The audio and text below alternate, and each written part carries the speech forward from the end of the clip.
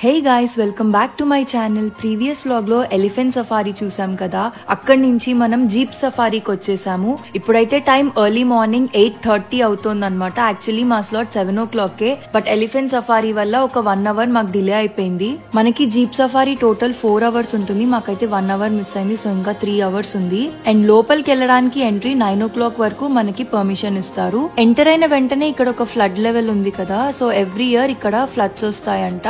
అయితే 2019 అండ్ 2020 లో చాలా హై ఫ్లడ్స్ వచ్చాయంట. ఆల్మోస్ట్ కాజీరంగా మొత్తం కూడా మునిగిపోయింది. అండ్ 2019 లో అయితే చాలా యానిమల్స్ చనిపోయాయంట కూడా మా సఫారీ డ్రైవర్ చెప్తున్నారు. ఈ సఫారీలో మన సెల్ ఫోన్స్ అయితే అలౌడ్, కానీ గోప్రో కెమెరాస్ కి కంపల్సరీ ఒక టికెట్ తీసుకుని లోపలికి తీసుకెళ్లొచ్చు. అండ్ మనం ఆల్రెడీ మాట్లాడుకున్నట్టు కాజీరంగాలో ఫేమస్ 1 horned ఇండియన్ రైనోస్ అన్నమాట. సో ఇంకా నెక్స్ట్ 3 hours మన హంట్ రైనోస్ కోసమే. దాంతో పాటు ఇక్కడ చాలా వేరియస్ బర్డ్స్ కూడా ఉన్నాయి. బెంగాల్ టైగర్స్ కూడా ఉంటాయంట ఇక్కడ, కానీ దాని సైటింగ్ చాలా లక్ ఉంటే కానీ జరగదు. అండ్ మా సఫారీ డ్రైవర్ ఇక్కడికి డైలీ వస్తారు కాబట్టి తనకైతే చాలా సార్లు కనిపించాయంట. అండ్ ఇక్కడ చాలా ఎలిఫెంట్స్ కూడా ఉన్నాయి. మాకైతే ఇలా ఎంటర్ అయిన వెంటనే ఫస్ట్ ఎలిఫెంట్సే కనిపించాయి అనమాట. అండ్ ఫైనలీ మాకైతే మళ్ళీ రైనోస్ కనిపించాయి, కానీ ఇది కొంచెం దూరంగా ఉన్నాయి. అండ్ ఒక రైనో మీద చూడండి, ఫుల్ ఆఫ్ బర్డ్స్ అన్నమాట.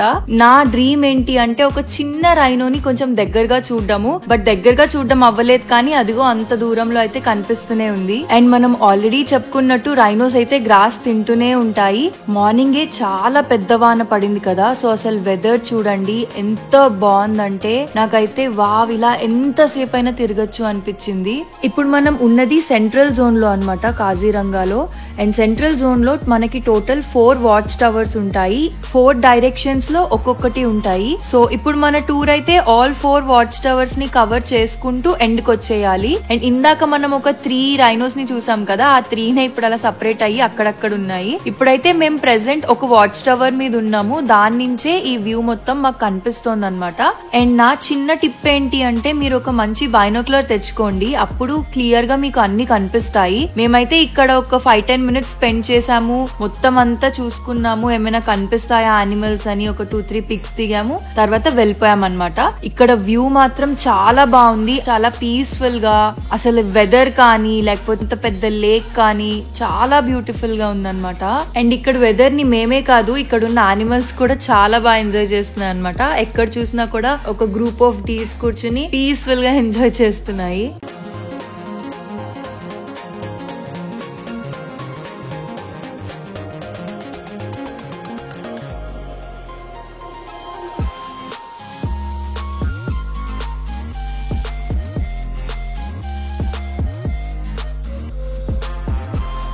అండ్ బై ది వే మేము ఈ ట్రిప్ కి 2024 మార్చ్ ఎండింగ్ లో వెళ్ళామన్నమాట.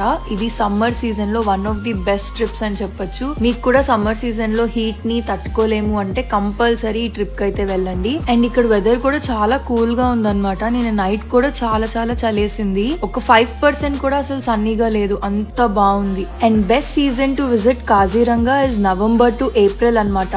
ఈ టైమ్ లో ఇక్కడ చాలా కూల్ గా ప్లెజెంట్ గా ఉంటుంది. దెన్ జూన్ నుంచి సెప్టెంబర్ వరకు కాజీరంగా కంప్లీట్లీ క్లోజ్డ్ ఉంటుంది, ఓపెన్ చేయరు. బికాజ్ ఇక్కడ అప్పుడు మాన్సూన్ సీజన్ అన్నమాట. ఇక్కడ ఫుల్ రెయిన్స్ పడతాయి అన్నమాట. నేను ఇందాక చూపించాను కదా, ఇక్కడ చాలా హై ఛాన్సెస్ ఆఫ్ ఫ్లడ్డింగ్ ఉంటుంది. So June to September 4 months closed ఉంటుంది అన్నమాట. కాజీరంగాలో hundreds of different species of birds ఉన్నాయి. నేనైతే ఫస్ట్ టైం చూస్తున్నాను చాలా వరకు బర్డ్స్ ని. అండ్ ఇవన్నీ various parts of the world నుంచి మైగ్రేట్ అయి వస్తూ ఉంటాయంట. ఇప్పుడే మేము మా సెకండ్ టవర్ దగ్గరకు వచ్చాము. ఇది one of the tallest towers అంట కాజీరంగా సెంట్రల్ జోన్ లో. అండ్ ఇక్కడ నుంచి most of the central zone చాలా క్లియర్ గా కనిపిస్తుందంట. అండ్ ఇదే స్పాట్ కి ఒక 1 week బ్యాక్ ఒక టైగర్ కూడా వచ్చిందంట. మా సఫారీ డ్రైవర్ చూసారంట. అన్ఫార్చునేట్లీ ఇవాళ మనకి మార్నింగ్ చాలా రెయిన్ పడింది కదా, పెద్ద రెయిన్, అందుకని చాలా వరకు యానిమల్స్ లోపలికి వెళ్ళిపోయి ఉంటాయి, అందుకే కనిపించట్లేదు అని చెప్పారు. కాజీరంగా మొత్తం కూడా వెట్ గ్రాస్ ల్యాండ్స్ అన్నమాట. ఇక్కడ పెద్ద ట్రీస్ కంటే కూడా ఇలాంటి పెద్ద గ్రాస్ ఉంటుంది. అండ్ ఈ గ్రాస్ ని ఎలిఫెంట్ గ్రాస్ అని పిలుస్తారు, బికాస్ అవి ఎలిఫెంట్ అంత టాల్ గా పెరుగుతాయి కాబట్టి. అందుకని మనకి దూరంగా ఉన్న యానిమల్స్ కూడా చాలా క్లియర్ గా కనిపిస్తున్నాయి. అక్కడ చూడండి, దూరంగా ఎలిఫెంట్స్ కనిపిస్తున్నాయి, గ్రాస్ లో కప్పబడిపోయి ఉన్నాయి. అందుకే ఈ గ్రాస్ ని అలా అంటారనమాట, ఎలిఫెంట్ గ్రాస్ అని. ఆల్మోస్ట్ ఎలిఫెంట్ అంత హైట్ ఉన్నాయి. అండ్ ఇక్కడ 1 కాదు 2 కాదు, ఆల్మోస్ట్ ఎలిఫెంట్ ఫ్యామిలీ మొత్తం ఉంది. ఒక 5-6 వరకు ఉండుంటాయి.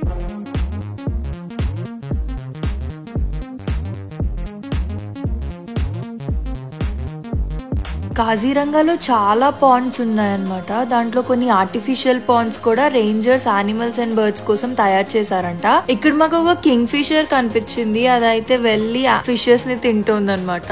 చాలా క్యూట్ గా చిన్నగా ఉంది.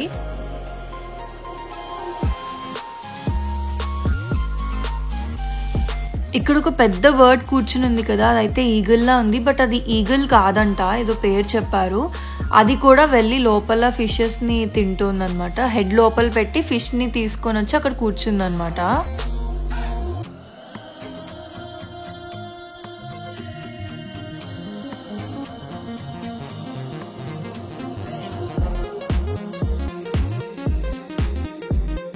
ఓ ఇక్కడ చూడండి, అక్కడ ఒకటి పాకుతోంది, కేర్ఫుల్ గా చూడండి. అండ్ పక్కనే 2 పెద్ద పెద్ద ఈగిల్స్ కూడా కూర్చుని ఉన్నాయి.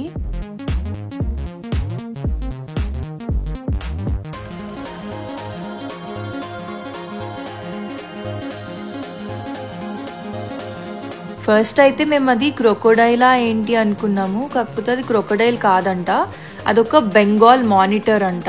అండ్ ఇంత పెద్దగా ఒక లిజర్డ్ ని నేను చూడడం ఫస్ట్ టైం యాక్చువల్లీ.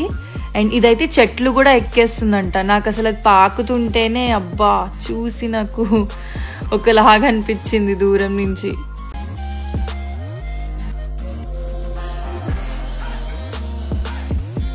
అసలు అది ఎంత పెద్దగా ఉంది చూడండి. ఓ మై గాడ్, అలాంటిది నా లైఫ్ లో ఫస్ట్ టైం చూస్తున్నాను.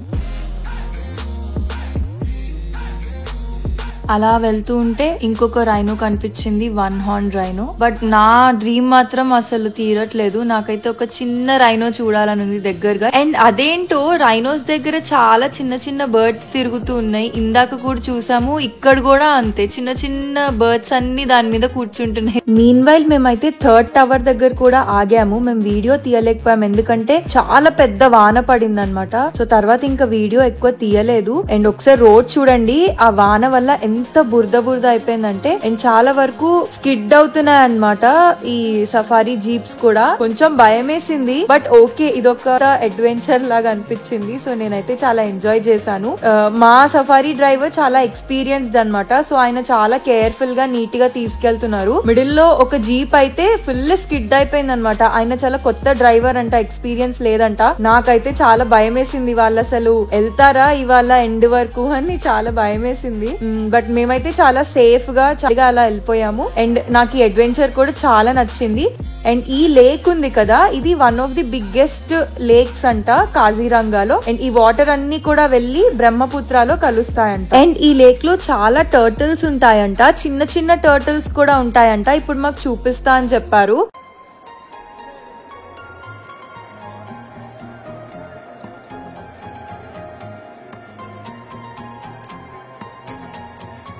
ఏ వావ్, అక్కడ చూడండి. నేను ఏదో లేక్ లోపల ఉంటాయి అనుకున్నాను, కానీ మొత్తం అంతా కూడా బయటకు వచ్చి కూర్చున్నాయి అనమాట. అసలు ఇది ఎక్స్పెక్ట్ చేయలేదు. అయితే ఇవి లోపలికి వెళ్తాయంట, కాకపోతే వాటికి సన్ లైట్ కావాలి అన్నప్పుడు ఇలా బయటికి వచ్చి కూర్చుని మళ్ళీ వెళ్ళిపోతాయంట. అండ్ ఇవన్నీ కూడా చిన్న చిన్న పిల్లలంట టర్టిల్స్ వి. మమ్మీ లోపల ఎక్కడో ఉంటుందంట. ఈ ట్రీ మీద చూడండి ఒక పెద్ద వల్చర్ ఉందన్నమాట. అక్కడ దాని నెస్ట్ అండ్ పిల్లలు కూడా ఉన్నాయంట.